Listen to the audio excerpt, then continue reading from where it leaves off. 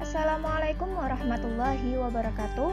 Perkenalkan, saya Reza Eni Zahro dengan NPM 0620015811 dari Prodi Kesehatan Masyarakat Universitas Pekalongan. Di sini saya akan menjelaskan mengenai waterborne disease beserta contoh penyakitnya sebagai tugas dari mata kuliah Epidemiologi Penyakit Menular yang diampu oleh Bapak Jaya Maulana SKM Amkes. Berikut penjelasannya. Pada video kali ini terdapat beberapa subbab yang diawali dengan definisi waterborne disease. Apa itu waterborne disease? Air merupakan komponen paling penting dalam kelangsungan makhluk hidup. Dalam bidang kesehatan, air merupakan media yang baik dalam menularkan berbagai macam penyakit, baik secara langsung maupun tidak langsung. Terdapat beberapa macam penyakit yang penularannya melalui media air. Salah satunya yang disebut dengan waterborne disease. Waterborne disease merupakan penyakit yang ditularkan langsung melalui air minum, di mana air yang diminum mengandung kuman patogen sehingga menyebabkan yang bersangkutan menjadi sakit. Berbagai agen yang dapat menular melalui air meliputi virus, bakteri, protozoa, maupun vektor. Penyakit yang ditimbulkan akibat agen, penyakit pun berbagai macam. Salah satunya yaitu diare akut yang disebut dengan disentri, yang disebabkan oleh bakteri Shigella dysenteriae. Kemudian contoh penyakit. Shigella adalah penyakit yang ditularkan melalui makanan atau air. Organisme Shigella menyebabkan disentri basiler dan menghasilkan respon inflamasi pada kolon melalui enterotoksin dan invasi bakteri. Kuman Shigella menyebabkan penyakit dengan cara melakukan invasi ke dalam sel epitel. Plasmid mempunyai peranan penting sebagai perantara invasinya. Begitu berada dalam epitel, Shigella berkembang biak di dalam fagosom dan menyebar ke sel terdekat untuk mengulang prosesnya kembali. Invasi dan multiplikasinya menimbulkan reaksi keradangan yang hebat yang menyebabkan kematian sel. Diare pada disentri umumnya diawali oleh diare cair, kemudian pada hari kedua atau ketiga baru muncul darah dengan maupun tanpa lendir. Sakit perut yang diikuti munculnya tenesmus, panas tinggi dengan disertai hilangnya nafsu makan, dan badan terasa lemah. Selanjutnya, distribusi frekuensi penyakit disentri. Berdasarkan penelitian yang dilakukan di RSUP Dr. Karyadi Semarang pada periode Januari 2009 sampai dengan Desember 2011, menunjukkan bahwa distribusi frekuensi kasus diare akut atau disentri didominasi oleh jenis kelamin perempuan, yaitu sebesar 377 orang dari 560 orang yang terjangkit penyakit disentri atau 67,3% dari prevalensi laki-laki, yang menunjukkan angka kesakitan disentri sebesar 32,7%.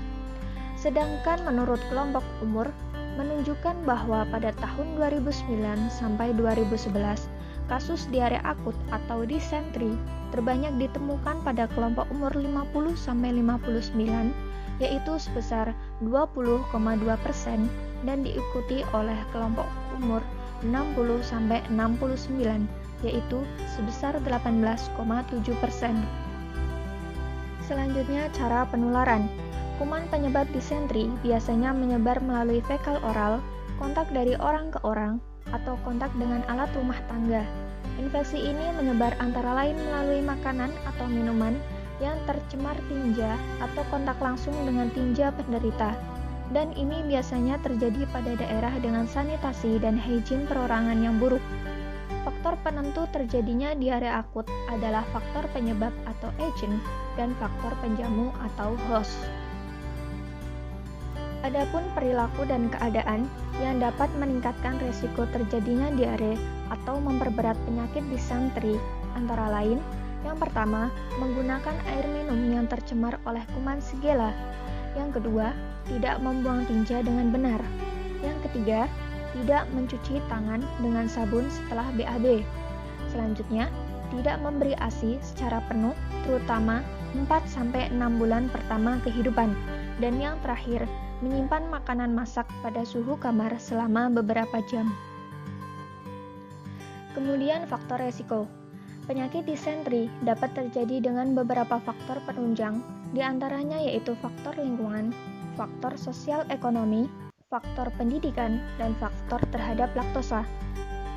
Faktor pertama yaitu faktor lingkungan. Faktor yang mendominasi faktor lingkungan yaitu sarana air bersih dan pembuangan tinja. Yang kedua, faktor sosial ekonomi. Kebanyakan dari kalangan bawah karena minimnya persediaan air bersih. Yang ketiga, faktor pendidikan.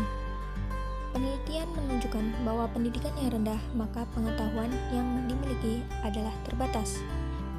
Yang keempat adalah faktor terhadap laktosa. Bayi yang tidak diberikan ASI eksklusif lebih rentan terhadap penyakit. Selanjutnya, upaya pengendalian. Penyakit disentri akibat bakteri Shigella pada dasarnya dapat dicegah dan dapat dikendalikan. Berikut cara-cara dalam mengendalikan penyakit disentri. Yang pertama, menggunakan air bersih yang cukup. Masyarakat dapat mengurangi resiko terhadap serangan disentri, yaitu dengan menggunakan air yang bersih dan melindungi air tersebut dari kontaminasi mulai dari sumbernya sampai penyimpanan di rumah. Yang kedua, mencuci tangan menggunakan sabun. Kebiasaan yang berhubungan dengan kebersihan perorangan yang penting dalam penularan kuman disentri adalah mencuci tangan. Mencuci tangan dengan sabun, terutama sudah buang air besar, sudah membuang tinja anak, sebelum menyiapkan makanan, sebelum menyuapi makanan anak, dan sebelum makan, mempunyai dampak dalam kejadian diare. Yang ketiga, yaitu menggunakan jamban. Pengalaman di beberapa negara membuktikan bahwa upaya penggunaan jamban mempunyai dampak yang besar dalam penurunan risiko terhadap penyakit disentri. Yang keempat, membuang tinja bayi yang benar. Banyak orang beranggapan bahwa tinja bayi itu tidak berbahaya. Hal ini tidak benar, karena tinja bayi dapat pula menularkan penyakit pada anak-anak dan orang tuanya. Dan yang terakhir yaitu pemberian ASI. Pemberian ASI saja tanpa cairan atau makanan lain dan tanpa menggunakan botol menghindarkan anak dari bahaya bakteri dan organisme lain penyebab diare, termasuk bakteri Shigella. Kemudian kebijakan nasional maupun internasional terkait pengendalian program disentri. Kebijakan pengendalian penyakit diare di Indonesia bertujuan untuk menurunkan angka kesakitan dan angka kematian karena diare akibat disentri bersama lintas program dan lintas sektor terkait. Kebijakan yang ditetapkan pemerintah Indonesia dalam menurunkan angka kesakitan dan kematian karena diare akibat disentri adalah sebagai berikut. Yang pertama, melaksanakan tata laksana penderita diare akibat disentri yang sesuai standar baik di sarana kesehatan maupun di rumah tangga. Yang kedua, melaksanakan surveillance epidemiologi dan penanggulangan kejadian luar biasa. Yang ketiga, mengembangkan pedoman pengendalian penyakit diare akibat disentri. Yang keempat, meningkatkan pengetahuan dan keterampilan petugas dalam pengelolaan program yang meliputi aspek manajerial dan teknis medis. Selanjutnya, mengembangkan jejaring lintas sektor dan lintas program. Yang keenam, pembinaan teknis dan monitoring pelaksanaan pengendalian penyakit diare akibat disentri. Dan yang terakhir, melaksanakan evaluasi sebagai dasar perencanaan selanjutnya. Kemudian strategi pengendalian penyakit diare akibat disentri yang dilaksanakan pemerintah Indonesia, yaitu yang pertama, melaksanakan tata laksana penderita diare akibat disentri yang standar di sarana kesehatan melalui 5 langkah tuntaskan diare atau yang disingkat dengan lintas diare. Yang kedua, meningkatkan tata laksana penderita diare akibat disentri di rumah tangga yang tepat dan benar. Yang ketiga, meningkatkan SKD dan penanggulangan KLB diare akibat disentri. Selanjutnya, melaksanakan upaya kegiatan pencegahan yang efektif. Dan yang terakhir, melaksanakan monitoring dan evaluasi. Sedangkan kebijakan internasional dalam menurunkan angka kesakitan dan kematian karena disentri adalah dengan meningkatkan sanitasi terhadap penduduk. Menurut WHO, sanitasi merupakan upaya pengendalian semua faktor lingkungan fisik manusia yang mungkin menimbulkan hal-hal yang merugikan, termasuk kejadian diare akibat disentri. Upaya sanitasi dasar meliputi penyediaan air bersih, pembuangan kotoran manusia, pengelolaan sampah, dan pengelolaan air limbah. Berikut daftar pustaka yang digunakan. Nah, itu tadi penjelasan mengenai waterborne disease beserta contoh penyakitnya. Semoga bermanfaat. Terima kasih. Wassalamualaikum warahmatullahi wabarakatuh.